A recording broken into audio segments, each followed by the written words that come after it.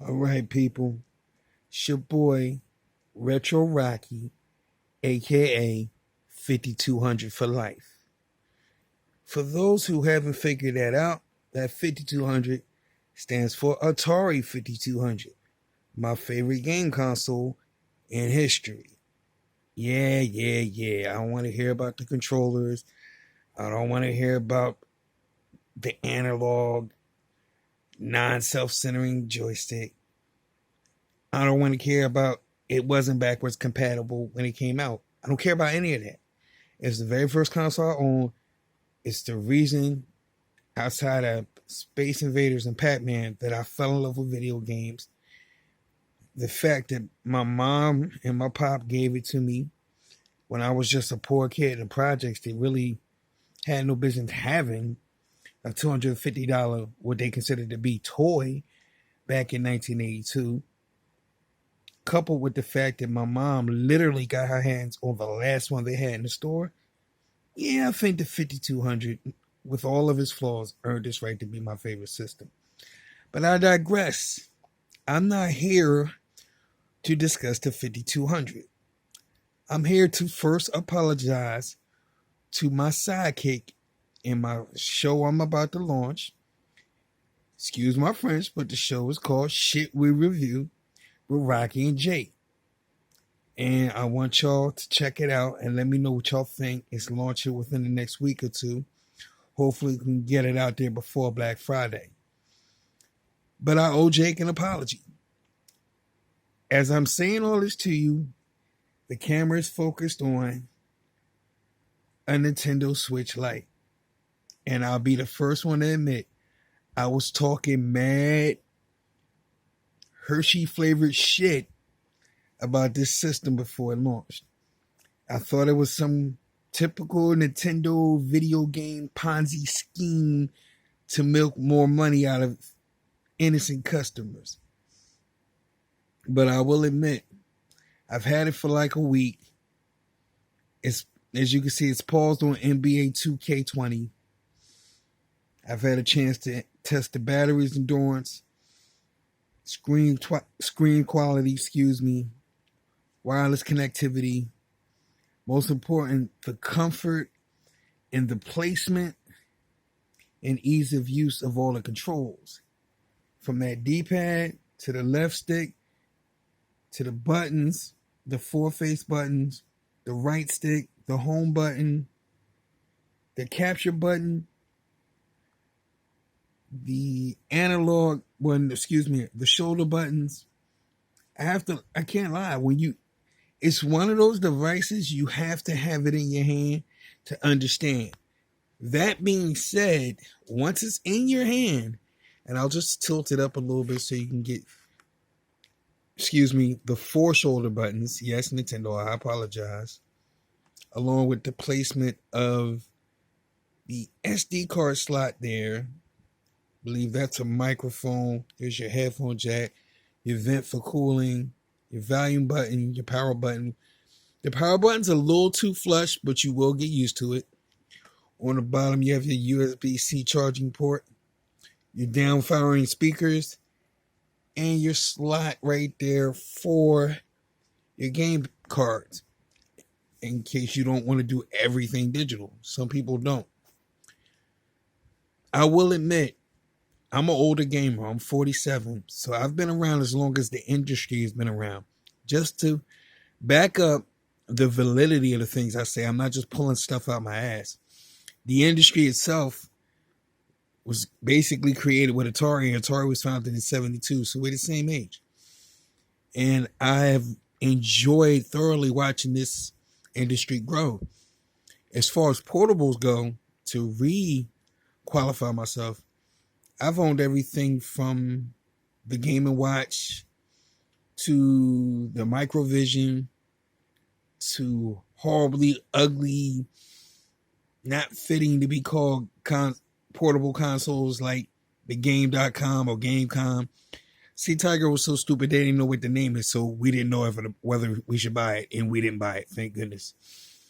But and so on and so on. The Nomad, the Turbo Express, whatever. So the point is, in every iteration of the Game Boy, every iteration of the Game Boy Advance, every iteration of the DS. And if you hear my voice becoming more tired, because just thinking about all the Nintendo handhelds I've been suckered into buying is exhausting.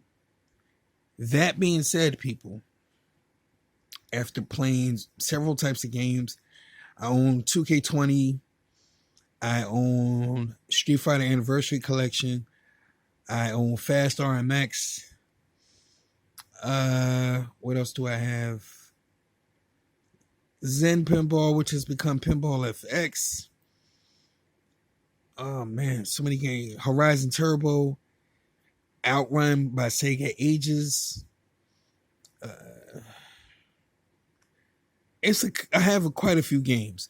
So my point is, I've played several different genres of games on this machine. And this is not an overstatement, because I owned a Vita, which I loved with all my heart. Rest in peace, Vita. It's not your fault, it's Sony's. And this is coming from a kind of pseudo Sony fanboy. It's your fault, Sony, not the Vitas. I had a Vita. I had the original NVIDIA Shield, the portable, the real Shield, which I still love to this day, which is why I held reservations for loving the Switch too much. Once I found out that the original Switch was basically the NVIDIA Shield Portable 2, and Nintendo just bought the patent, basically. That's what it seems like. I could be wrong. So I had reasons to want to dismiss the Switch, and well, it's just more Nintendo, blah, blah, blah, first-party madness. It doesn't have any third-party support. Forget about it. But here we are 2 years plus removed. The Switch is still going strong, and Nintendo finally made a move that they haven't done it in, let me do my math correctly,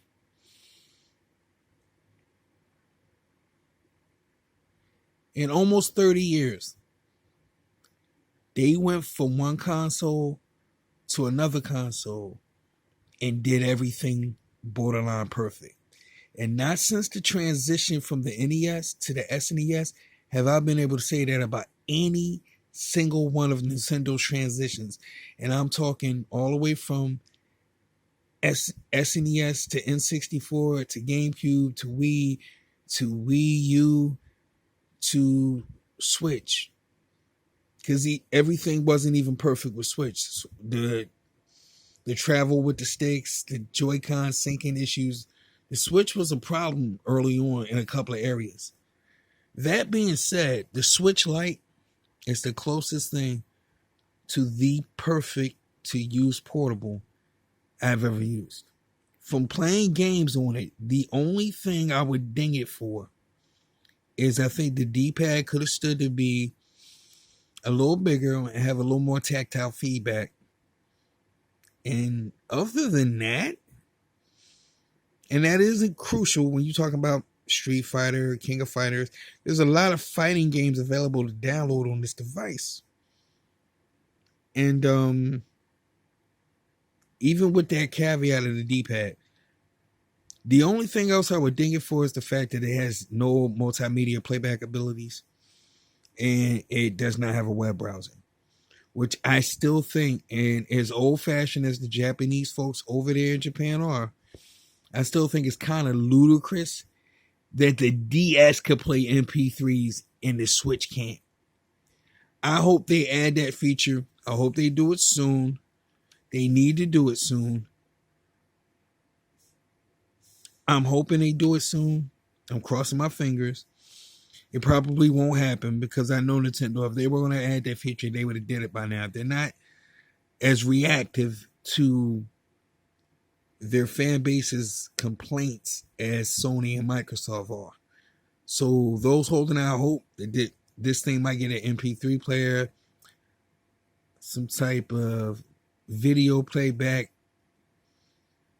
app, and any kind of browser, I'm leaning towards no, but I'm shaking the magic 8-ball and I'm hoping he says my sources say yes, but I'm personally leaning towards no.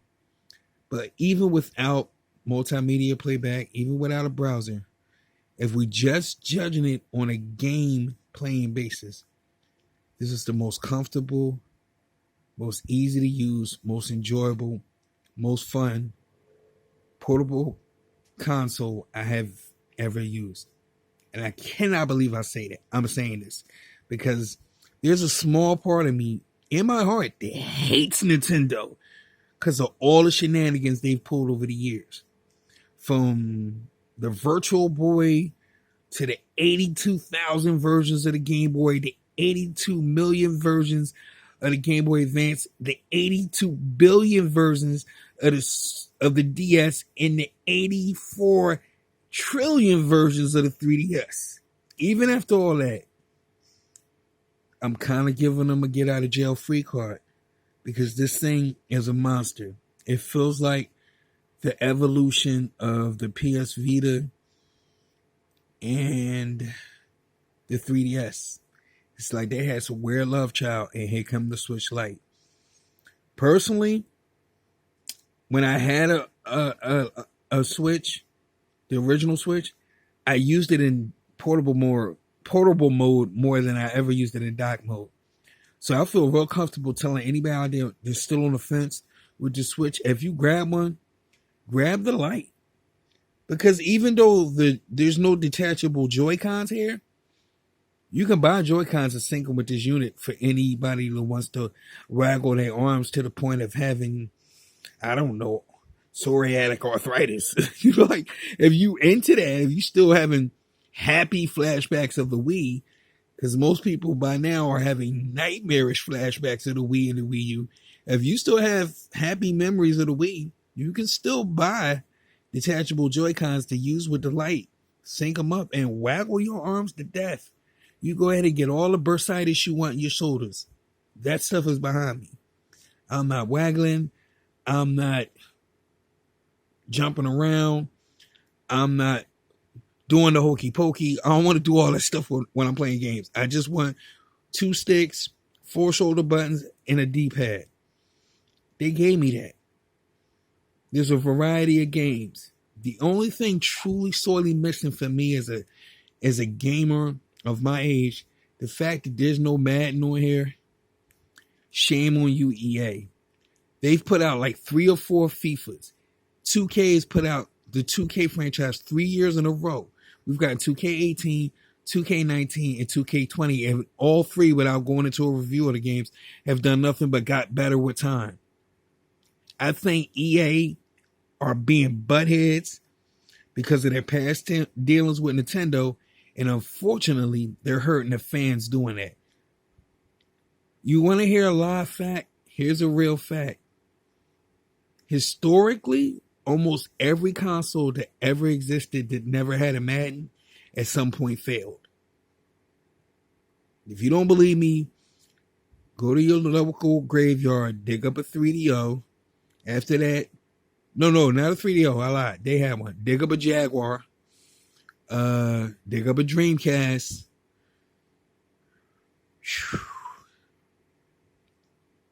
There's so many consoles.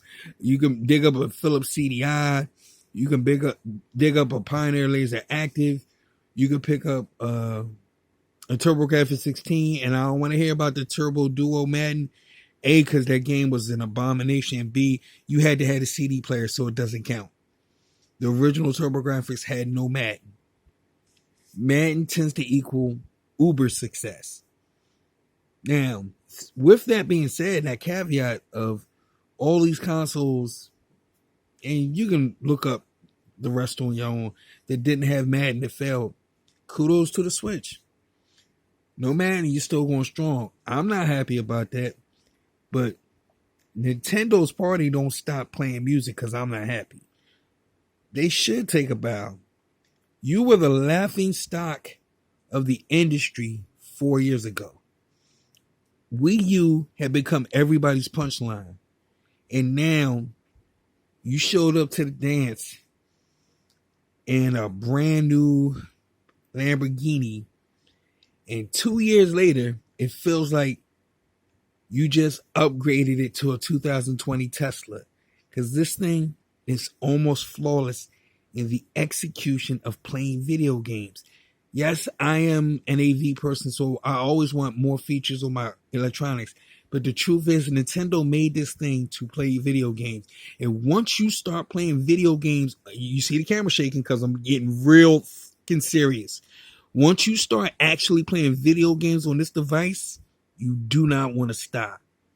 Now, I will do another video within a week or so of this. And like I did with the Pac-Man, I probably will stop at 3 with this one. I hope I was able to give you some valuable information on the Switch Lite. I'm sorry, I'm not being funny. There's been so many Nintendo consoles that I almost stutter when I go to mention this thing because I forget what to call it. Is it DSi Lite or Switch XL? It's because Nintendo has hit so many home runs in the last 2 years. Let's give it its proper due. Ladies and gentlemen, I give you the beautiful Nintendo Switch Lite. Turquoise edition. I humbly eat a small piece of pie in light of Nintendo's success. And I know there's still plenty of time for them to screw something up with this, but I doubt they will. I'm more fearful of this so-called more powerful version of the Switch that's supposed to come out because this is what Nintendo does. But we'll cross our fingers and hope they do something smart with that. I'll be back soon. Before I end, I want to give a shout out to a few people I want you to check out. Your Average Consumer, he's a good dude. Marquez Brownlee, he's a good dude. Metal Jesus, another good dude.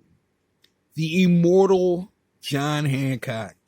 I like that dude. He's a teacher and he does his videos and he sounds like a teacher. Sometimes John be going on and it's like Charlie Brown, wah, wah, wah, wah, wah. I'm like, come on, John. But I love John. So shout out to John Hancock. Stay immortal, man. Yo, by the way, John, that video you did on the Aquarius, spot on. Good stuff, man. Who else do I, excuse my phone. Well, I have the chance. Top Hat Gaming Man. He is an asshole, but he knows his shit. And he's funny as hell. He's like the asshole that you don't want to invite to the party, but you have to. Like he shows up to the party and he's like, I'm smarter than everybody at this party. And he knows it. And then he'll tell you that to your face. That's who he is. But he knows his shit. And he's funny. Shout out to him. Shout out to Lady Decade. Shout out to Arcade USA. Glenn Palmetto. I always stumble on his name. But shout out to him. Shout out to Gamester81. Shout out to Figure It Out Productions. Adam Korlick. I really love his stuff. I'm still trying to figure it out. Maybe one day I will. And last but not least, shout out to who I think is the most poignant, emotion-driven, emotion-pulling out of you reviewer of retro games, period, on the whole internet. If you don't take anything from this video besides the fact that I really love the DS Lite, please take your time to check out Sega Lord X. Sega Lord X. X gonna give it to you. Gonna give it to you. Me and that dude have a lot of common. All the way back to our childhoods and our upbringings and how we came up in gaming. Please check him out. Please upvote some of his videos. Subscribe. You won't regret it. I know his name is Sega Lord X, but he does cover other systems. But he is a Sega dude. I'm a Sega dude. So, you know, on that note, I'm going to say, yo, Sega Lord X, long live 9999. If you didn't get that, that means you're probably a millennial. Good night.